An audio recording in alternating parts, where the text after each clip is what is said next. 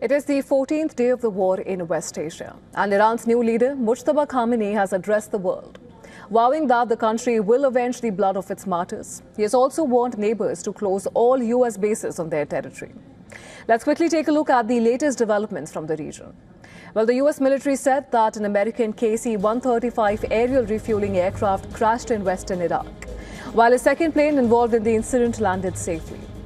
The U.S. Central Command said the incident did not occur due to hostile or friendly fire, adding that rescue efforts were on to recover the crew of the aircraft.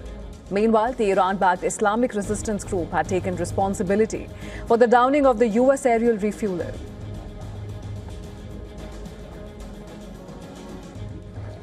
U.S. President Donald Trump told reporters that the war against Iran was moving very rapidly. He said that U.S. military is unsurpassed, but did not respond to the latest comments from Iran's new leader.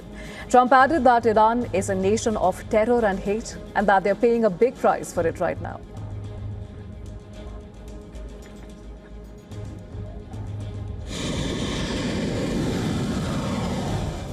Now, the Israeli military said that Iran fired a new wave of missiles towards Israel, instructing people in affected areas to head to shelters. The Israeli military wrote on its official Telegram channel that the IDF identified missiles launched from the Iran towards Israel and the defensive systems they were operating to intercept the threat. Saudi Arabia has said that it intercepted dozens of drones entering its airspace. The kingdom's defense ministry said that at least 12 drones were intercepted and destroyed after entering Saudi airspace. Earlier, the Saudi authorities had reported that 16 drones were also shot down.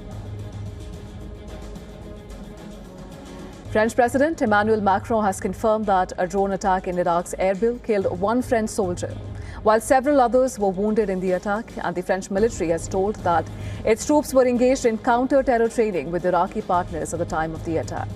According to reports, following the attack, all personnel were taken to the nearest medical facility.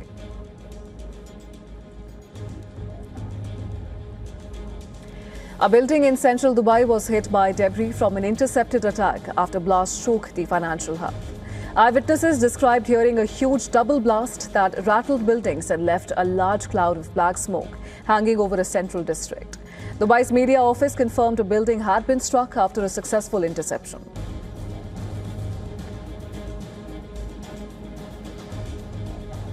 Meanwhile, in Iran, the new leader, Mujtaba Khamenei, whose father and other family members were killed in the opening strikes of the war, has now vowed to avenge the Iranian casualties in the conflict against the United States and Israel.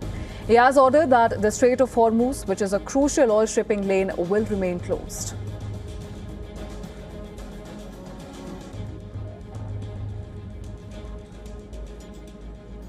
Iranian Deputy Foreign Minister Saeed Khatibzadeh has asserted that the country is not laying mines in the Strait of Hormuz.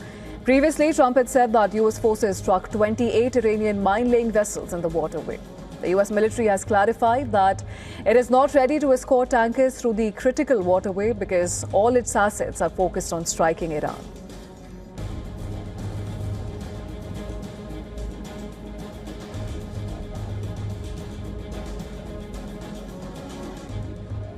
And to get a better understanding of where things stand in West Asia and what are the broader implications for the region, we spoke to Dr. Adner Cohen, who is a professor of non-proliferation and terrorism studies at Middlebury Institute, and this is what he had to say.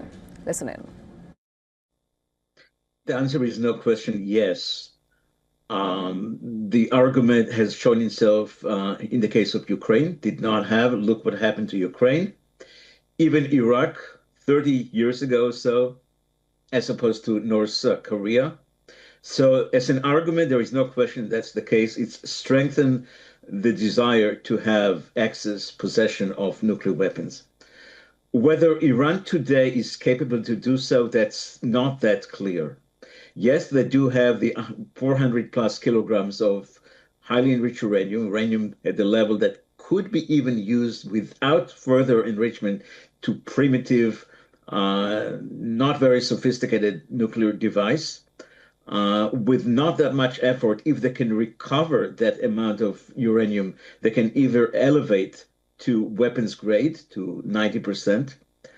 However, technically, and perhaps also strategically, there are for them reasons to slow and not to do it that time. So even though the argument is a strong one in their mind, I'm sure it's not clear that they can actually pursue that. So those material is being hidden. It's not clear the access to it. It's most likely being watched very, very carefully by Israel, the U.S., others. So it's mixed. It's complex. The argument itself is strong. The feasibility is not so.